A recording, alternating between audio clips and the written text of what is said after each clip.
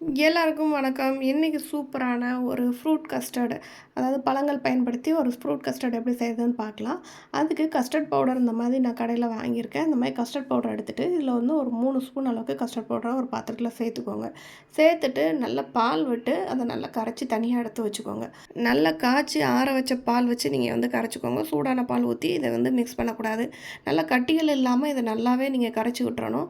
எந்த இடத்துலையுமே கட்டி இருக்கக்கூடாது. நம்ம இது திருப்பியும் வேக வைக்க போகிறோம்.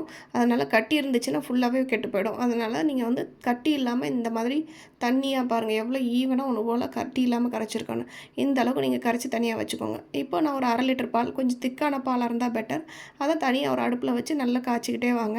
அந்த பால் வந்து நல்லா பொங்கி வரும்போது நீங்கள் நல்லா திருப்பி திருப்பி நீங்கள் கிண்டி விட்டு கொஞ்சம் இந்த ஆடையெல்லாம் வெளியே போகாத அளவுக்கு நீங்கள் தனியாக கிண்டி விட்டே இருங்க. இப்போ உங்களுக்கு தேவையான பழங்கள் திராட்சை, கொய்யா, ஆப்பிள், அப்புறமா மாதுளை, அப்புறமா டேட்ஸு, வாழைப்பழம் இருந்தால் கூட நீங்கள் வாழைப்பழம் கூட சேர்த்துக்கலாம்.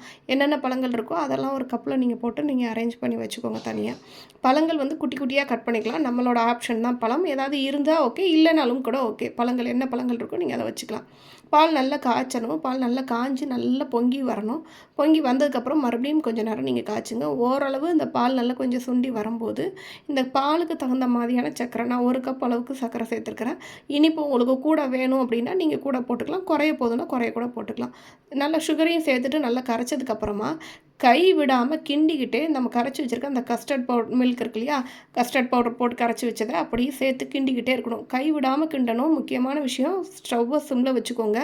டக்குன்னு இது கிண்டும் போது டக்குன்னு கட்டியாயிடும், அடி பிடிச்சிக்கும் பிறகு. அதனால் நல்லா இந்த மாதிரி கிண்டி நல்ல ஒரு மாதிரி ஒரு பதம் வரப்போ, ரொம்ப வேக விட்டிங்கன்னா தோசை மாவு பதம் ஆகிடும். ஓரளவு இந்த அளவுக்கு கட்டியாக வர்ற பதம் பார்த்துக்கோங்க. அந்த அளவுக்கு நீங்கள் ஸ்டவ்வை ஆஃப் பண்ணிவிட்டு நம்ம எடுத்து வச்சுருக்க அந்த பழக்கலவை துண்டு இருக்கு இல்லையா, அதில் நல்லா ஊற்றி வச்சுருங்க.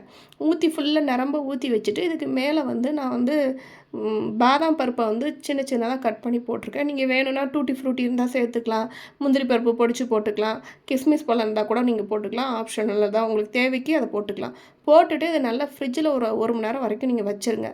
ஃப்ரிட்ஜில் வச்சு சாப்பிடும்போது சூப்பராக இருக்கும். இது ஃப்ரிட்ஜில் வைக்காமல் கூட நீங்கள் சாப்பிட்லாம். சில்லுன்னு சாப்பிடும்போது டேஸ்ட் இன்னுமே நல்லாயிருக்கும். இப்போ ஃப்ரிட்ஜில் வச்சு எடுத்துகிட்டு அப்புறம் பார்க்கலாம். பாருங்கள், ஃப்ரிட்ஜில் வச்சு எடுத்ததுக்கப்புறம் எப்படி இருக்குன்னு. சூப்பராக இருக்குங்க. பழங்கள் பிள்ளைங்க சாப்பிட மாட்டாங்கன்னா இந்த மாதிரி செஞ்சு கொடுங்க.